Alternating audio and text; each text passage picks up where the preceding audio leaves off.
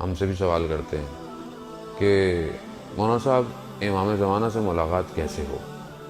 اچھا کچھ تو ایسے ہیں کہ بڑے آرام سے کہہ بھی دیتے ہیں، سن بھی رہے ہوں گے، کہتے ہیں آغا صاحب ہماری بھی امام سے ملاقات کرا دیجئے۔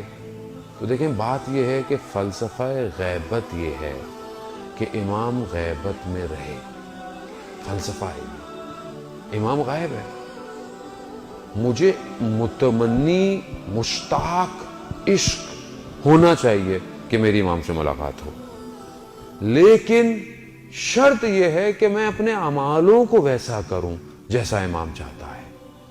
اب اگر امام چاہیں گے تو مجھ سے مل لیں گے، خوب اگر امام نہیں چاہیں گے تو مجھے اس میں یہ نہیں ہونا چاہیے کہ مثلا امام تو مل نہیں رہا، میں کوئی اچھا کام نہیں کر رہا، ایسا نہیں ہے عزیزان محترم۔ امام جہاں بہتر سمجھتے ہیں کسی سے ملنا وہ مل لیتے ہیں، اور بہت سارے ایسے بھی واقعات ہیں کہ جہاں امام ملے ہیں مگر امام نے بتایا نہیں کہ وہ امام ہے، بعد میں انسان کو محسوس ہوتا ہے، احساس ہوتا ہے۔ تو امام کا وجود ہر جگہ ہے۔ امام ایسے نہیں کہ آپ بولیں کہ یہاں امام نہیں ہوں گے، وہاں امام نہیں ہوں گے، یا فلانی جگہ امام نہیں ہوں گے، یا صرف امام بارگاہ میں امام ہوں گے، نہیں عزیزان، امام ہر جگہ ہے۔ کیوں؟ خدا کی قدرت ہے، خدا جس کو 1100 سال سے زیادہ زندہ رکھ سکتا ہے خدا اسے ہر جگہ بھی رکھ سکتا ہے۔ خب یہ عقیدہ اور ایمان ہونا چاہیے کہ امام دیکھ رہے ہیں، اور امام ہر وقت دیکھ رہے ہیں۔ آپ ہی گھبرائیں نہیں کہ ابھی آپ کو نہیں دیکھ رہے، امام ابھی بھی آپ کو دیکھ رہے ہیں، امام ہمیں دیکھ رہے ہیں، ہمارے اعمال امام تک جاتے ہیں عزیزان محترم۔ ہفتے میں بعض روایات 2 دفعہ کہتی ہیں، لیکن جاتے وقت کیا ہم اپنے امام ہمارے اعمال نامہ دیکھ کر خوش ہوتے ہیں یا گریہ کرتے ہیں؟ 2 کنڈیشن سے زیادہ تیسری کنڈیشن نہیں ہے۔ اب میں کوئی بھی عمل کروں یہ دیکھوں کہ میرا مولا میرے اس عمل سے راضی ہے یا نہیں ہے۔ تو اگر تو میں امام کی خوشنودی کے لیے کام کر رہا ہوں تو خوش بحال، اور اگر خدا نہ خواستہ عزیزان محترم میں اپنے امام کو ناراض کر رہا ہوں تو میں کیسا مومن ہوں جو اپنے مولا کو تکلیف دے رہا ہوں۔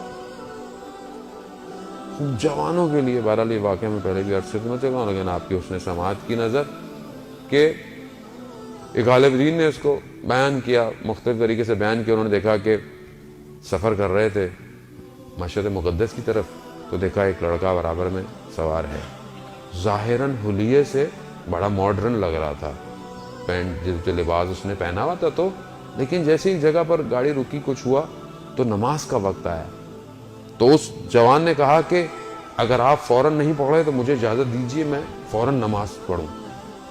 تو بعد میں انہوں نے اس سے پوچھا کہ ظاہراً تو تمہارا حلیہ ایسا نہیں لگتا کہ مطلب لباس تم نے بالکل بڑا ماڈرن سا پہنا ہوا ہے، اور لیکن تم نماز کے لیے اتنے تشنا، اتنے فوراً اول ٹائم پہ، ماجرا کیا ہے؟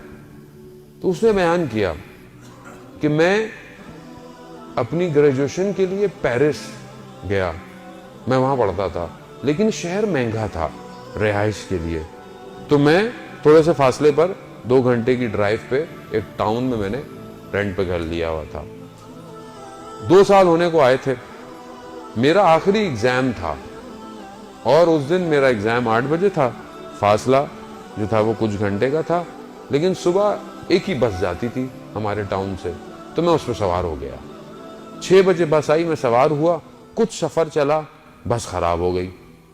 اب جب بس کے ڈرائیور نے دیکھا، کافی دیر کوشش کی کرنے کی، کچھ نہیں ہوا، تو میں ہائی وے پہ چلا گیا۔ کچھ اور بھی لوگ تھے کہ شاید کوئی سواری مل جائے جو شہر تک لے جائے، لیکن دور دور تک کوئی سواری نہیں تھی۔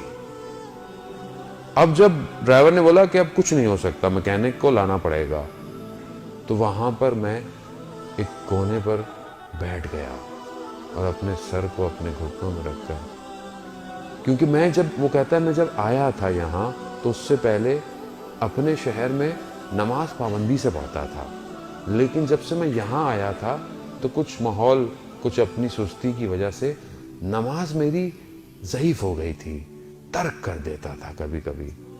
اس وقت مجھے شدید احساس ہوا، اس وقت میں نے اپنے وقت کے امام سے توسل کیا، میں نے کہا یا امام زمان، میں آپ سے عہد کرتا ہوں، مجھے کسی طریقے سے وہاں تک میرے کمرہ امتحان تک پہنچا دیجئے، میں آج کے بعد نماز اول وقت میں پڑھوں گا۔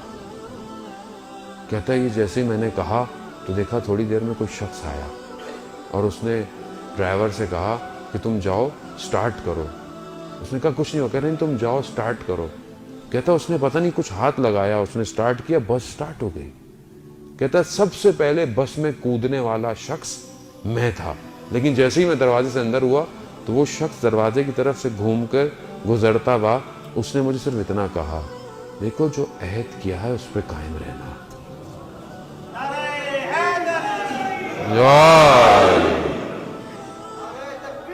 اللہ اکبر، اللہ اکبر، یا رسول اللہ، یا رسول اللہ،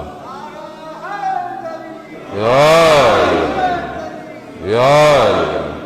عزیزاً، اللہم صلی علی محمد آل محمد۔ وہ کہتا ہے کہ جب میں نے یہ سنا تو میرا بدن خشک ہو گیا۔ میں نے کہا کہ یہ میری بات اس شخص کو کیسے پتہ چلی؟ کہتا ہے جب تک میں یہ سمجھتا کہ یہ وقت کا امام ہے یا امام کی طرف سے آیا ہوا کوئی شخص ہے، میں جیسے ہی نیچے اترا دیکھا وہ شخص غائب ہو چکا تھا۔ عزیزان محترم، امام کسی جگہ کے محتاج نہیں ہے۔ آپ دنیا کے کسی حصے میں بھی ہوں، کسی حصے میں ہوں، گاؤں میں ہوں، دیہات میں ہوں، شہر میں ہوں، کہیں پہ بھی ہوں، امام کی دسترس میں ہے۔ اب یہ میرے پر ڈیپینڈ کرتا ہے کہ میں کتنا امام سے رابطہ کرتا ہوں۔ تو علامہ مجلسی اول فرماتے ہیں کہ میری امام زمانہ سے ملاقات ہوئی تو میں نے امام سے کہا کہ مولا مجھے خدا سے مانگنے کا طریقہ بتا دیجیے۔ تو امام زمانہ نے مجھے صحیفے سجادیہ کی طرف متوجہ کیا کہ یہ وہ دعائیں ہیں کہ جن کے ذریعے سے تم اپنے پروردگار سے رابطہ پیدا کر سکتے ہو۔ عزیزان وہ دعائیں میری زندگی میں کہاں ہیں؟ میں آپ سے کیوں اپنے آپ سے کہہ رہا ہوں، 200 سے زیادہ دعائیں ہیں امام کی جو جمع کی گئی ہیں۔ صحیفے سجادیہ میں 50 سمتنگ ہیں، 50 سے زیادہ صحیفے سجادیہ کی شرح لکھی جاتی ہے۔